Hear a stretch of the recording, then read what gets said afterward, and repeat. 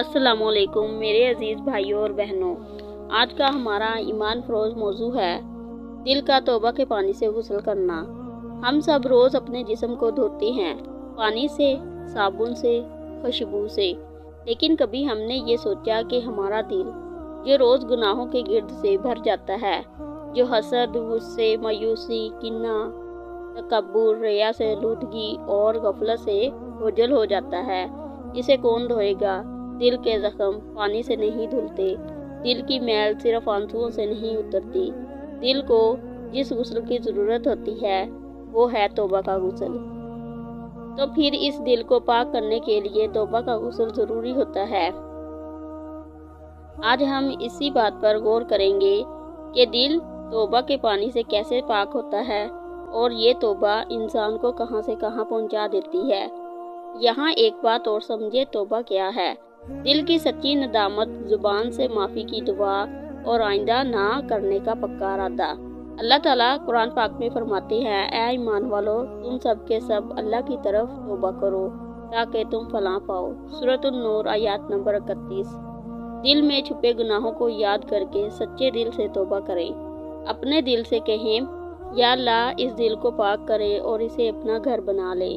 मैं अपनी बात का आगाज़ करती हूँ अल्लाह ताला के बाबरकत नाम से, जो निहायत मेहरबान, बार बार रहम करने वाला, जो बंदे के गुनाहों को देखकर उसे धुतकारता नहीं बल्कि पलट आने पर गले लगा लेता है। और दिल की गहराइयों से दरूद व सलाम हो हमारे प्यारे आका हज़रत मोहम्मद मुस्तफ़ा सल्लल्लाहु अलैहि वसल्लम पर, जिन्होंने हमें ये सिखाया कि अगर बंदा गुनाह कर बैठे तो इसके लिए शर्मिंदगी का दरवाज़ा बंद नहीं होता बल्कि तौबा का दरवाज़ा खुला होता है। मेरे अजीज़ भाइयों और बहनों, इंसान का दिल बहुत नाजुक चीज़ है। ये एक आईने की तरह होता है। जब गुनाह होता है तो इस आईने पर एक दाग पड़ जाता है। शुरू में दिल खुद को मलामत करता है, ज़मीर आवाज़ देता है, नींद उड़ जाती है, सुकून कम हो जाता है। लेकिन अगर बंदा तौबा ना करे तो आहिस्ता आहिस्ता वो दाग गहरा होते चला जाता है और फिर एक वक्त ऐसा आता है कि दिल को गुनाह ही नहीं लगता। इसीलिए अल्लाह ताला ने हमें दिल को धोने के लिए तौबा का पानी अता फरमाया। अल्लाह ताला कुरान पाक में फरमाते हैं, ऐ ईमान वालो, अल्लाह की तरफ सच्ची तौबा करो। सूरतुल तहरीम आयत नंबर 8। ये या सिर्फ गुनाहगारों के लिए नहीं बल्कि ईमान वालों को मुखातब करके नाजिल हुई। अल्लाह ये नहीं फरमा रहे कि ऐ गुनाहगारों तौबा करो, बल्कि फरमा रहे हैं, ऐ ईमान वालों।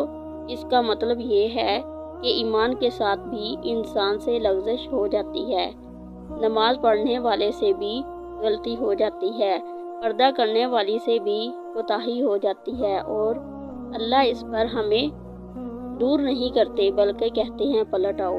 फिर फरमाया, यानी ऐसी तौबा जो दिल से निकले, जो आंखों को झुका दे, जो इंसान को बदल दे। तौबा नसूह का मतलब ये है गुनाह पर नदामत, फौरन गुनाह छोड़ देना, दोबारा ना करने का पक्का इरादा करना और अगर हक तलफी हो तो इसकी तलफी। ये आयत हमें सिखाती है कि अल्लाह हमें कामल नहीं चाहते, वो हमें शर्मिंदा और लौट आने वाला देखना चाहते हैं। जब बंदा सच्ची तौबा करता है तो इसके दिल में एक खामोश सी रोशनी उतरती है। वो रोशनी किसी को नज़र नहीं आती, लेकिन बंदा खुद महसूस करता है कि दिल हल्का हो गया। तौबा के बाद दिल पहले जैसा नहीं रहता। गुनाह की तरफ हाथ बढ़ाते हुए ज़मीर रोक लेता है, यानी दिल का गुस्ल है।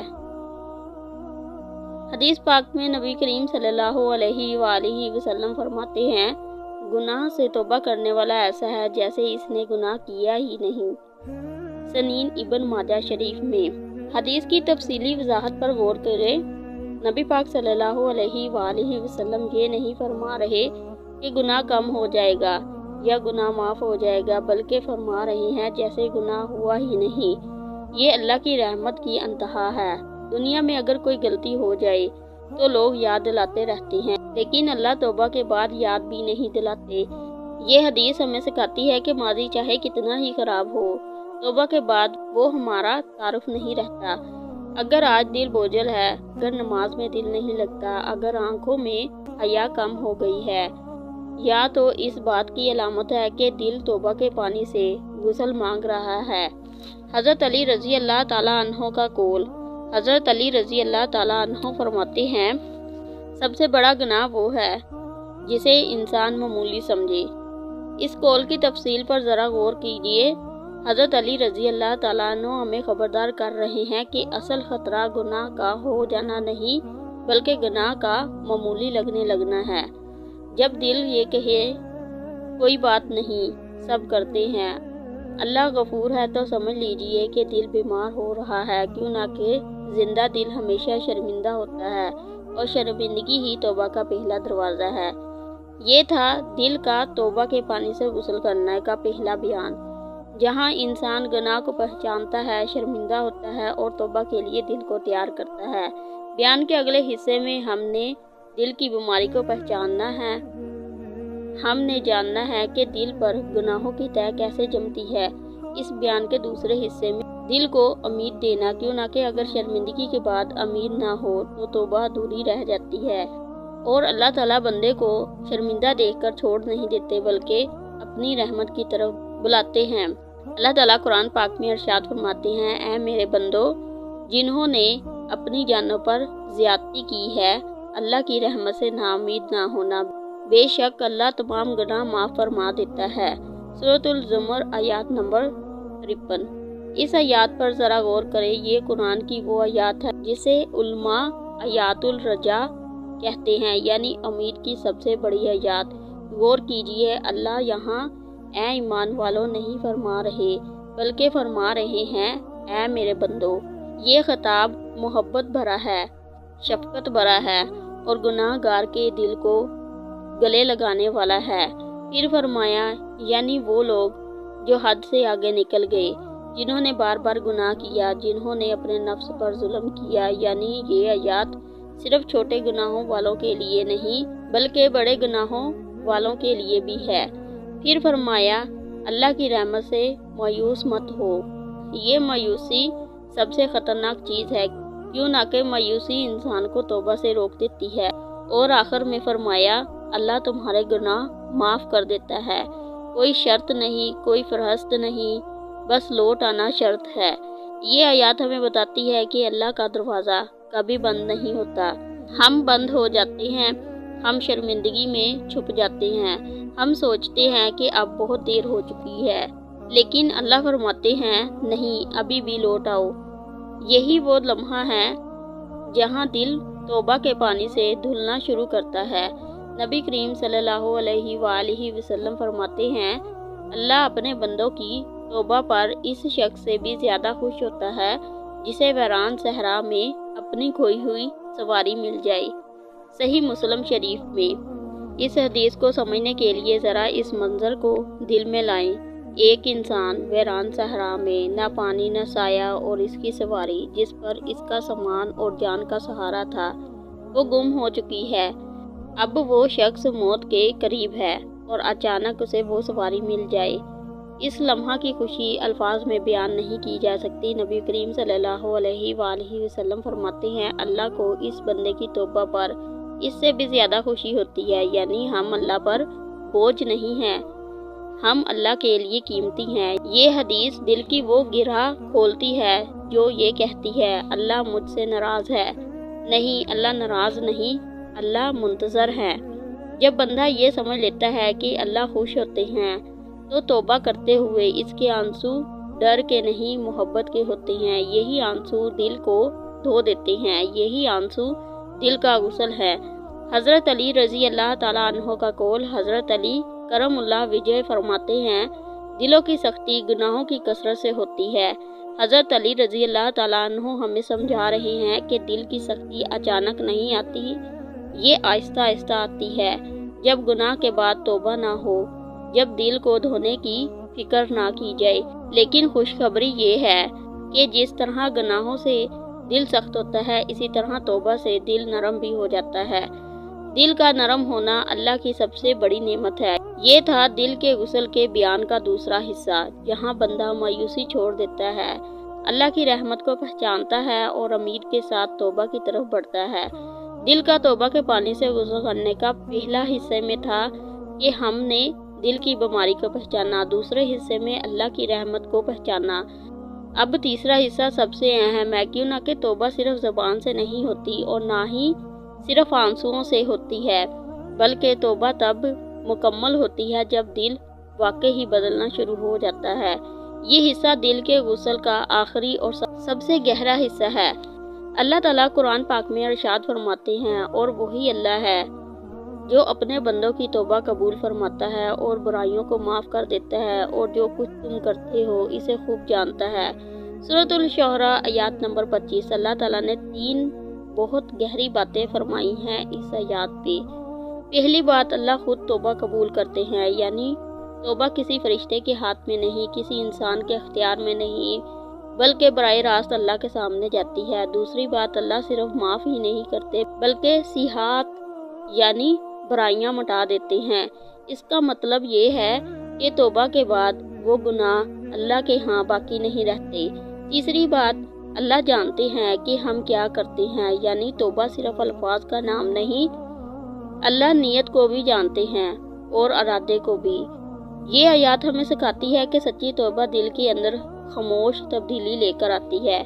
جب بندہ توبہ کرتا ہے اور اللہ اسے قبول کر لیتے ہیں تو بندے کی زندگی میں آہستہ آہستہ تبدیلی آنا شروع ہو جاتی ہے۔ وہی آنکھ جو گناہ دیکھتی تھی جھکنا سیکھ جاتی ہے، وہی زبان جو سخت بولتی تھی نرم ہو جاتی ہے۔ یہ تبدیلی کسی ایک دن میں نہیں آتی، لیکن یہ اس بات کی علامت ہوتی ہے کہ دل واقعی ہی دھل چکا ہے۔ نبی کریم صلی اللہ علیہ وآلہ وسلم نے فرمایا، آدم کی اولاد کا ہر فرد خطا کار ہے، اور بہترین خطا کار وہ ہے جو بار بار توبہ کرتے ہیں۔ سنین ترمذی شریف میں یہ حدیث ہم سے فرشتوں کا معیار نہیں مانگتی بلکہ انسان ہونے کی اجازت دیتی ہے۔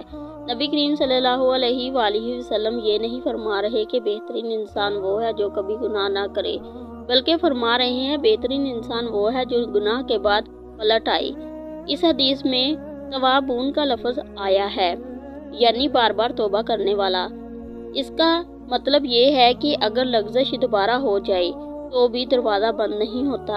اللہ بندے کو بار بار پلٹتا ہوا دیکھنا چاہتا ہے۔ یہی وہ مقام ہے جہاں بندہ اپنے آپ سے ایک وعدہ کرتا ہے کہ میں کامل نہیں لیکن میں جھکا رہوں گا، میں گر سکتا ہوں لیکن میں واپس ضرور آؤں گا۔ یہی وعدہ دل کو زندہ رکھتا ہے۔ حضرت علی رضی اللہ تعالیٰ عنہ کا قول، حضرت علی کرم اللہ وجہ فرماتے ہیں، توبہ میں جلدی کرو کیوں نہ کہ موت اچانک آتی ہے۔ حضرت علی رضی اللہ تعالیٰ عنہ ہمیں وقت کی قدر سکھا رہے ہیں۔ ہم اکثر کہتے ہیں کل توبہ کر لیں گے، پھر توبہ کر لیں گے، لیکن موت اجازت نہیں لے کر آتی۔ اسی لیے حضرت علی رضی اللہ تعالیٰ عنہ فرماتے ہیں کہ توبہ کو ٹالتے نہ رہو، جو دل ابھی نرم ہے اسی وقت توبہ کر لو۔ یہی لمحہ دل کے غسل کا سب سے قیمتی لمحہ ہے۔ یہ تھا دل کی توبہ کے غسل کا تیسرا اور آخری حصہ، جہاں بندہ توبہ کو زندگی کا حصہ بنا لیتا ہے اور دل صاف رکھنے کی کوشش میں لگا رہتا ہے۔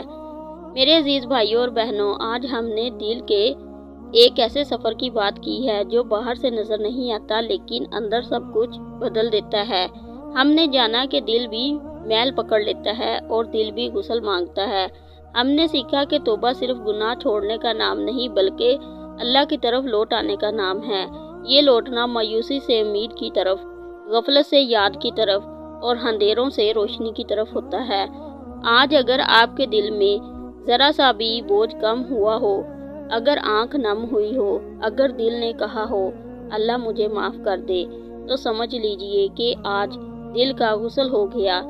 یاد رکھیں، دل کی صفائی ایک دن کا کام نہیں، یہ زندگی بھر کا سفر ہے۔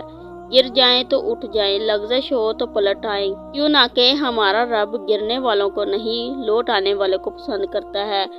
اب ہم سب مل کر دعا کرتے ہیں، اے اللہ ہم تیرے در کے فقیر ہیں، ہم مانگنے آئے ہیں اور تیرے سوا کہیں جانے کا راستہ نہیں۔ یا اللہ ہم نے بہت کوتاہیاں کی ہیں، ہم نے جان بوجھ کر بھی اور انجانے میں بھی تیرے حکموں کو توڑ دیا۔ یا اللہ हमारे दिलों पर जो गुनाहों की गिर्द जम गई है इसे अपनी रहमत के पानी से धो दे। या अल्लाह हमारी आँखों को हया अता फरमा, हमारी ज़ुबान को सच अता फरमा और हमारे दिलों को अपनी याद से ज़िंदा फरमा। या अल्लाह हमें वो तौबा नसीब फरमा जिसके बाद तू हमसे नाराज़ ना हो। या अल्लाह हमें बार बार पलटने वाला बना, लेकिन कभी दरवाजे से लुटाया हुआ ना बना। या अल्लाह जिसने ये बातें सुनी इन सब के दिलों को हल्का फरमा, इनकी तौबा कबूल फरमा और इनके घरों में सुकून उतार दे। ऐ अल्लाह हम सबको अपने करीब कर ले, आमीन या रब्बुल आलमीन। अगर आज की ये बातें आपके दिल तक पहुंची हों और आपको ये एहसास हुआ हो कि ये पैगाम सिर्फ मेरे लिए था, तो इस चैनल नूरे लाई को अभी सब्सक्राइब कर लें। क्यों ना कि ये चैनल तफरीह के लिए नहीं, दिलों को जिंदा करने के लिए है। इस वीडियो को लाइक कीजिए ताकि ये पैगाम और दिलों तक पहुंचे और इसे शेयर भी करें। शायद इसके ज़रिए किसी और का दिल भी तौबा के पानी से धुल जाए। सब्सक्राइब करके इस सफ़र का हिस्सा ज़रूर बने, जहां बात अल्लाह की होती है और दिल अल्लाह की तरफ ही लौटते हैं। फिर मिलेंगे अगले नए ईमान फरोज़ मौजू के साथ। तब तक फ़ी ईमानिल्लाह।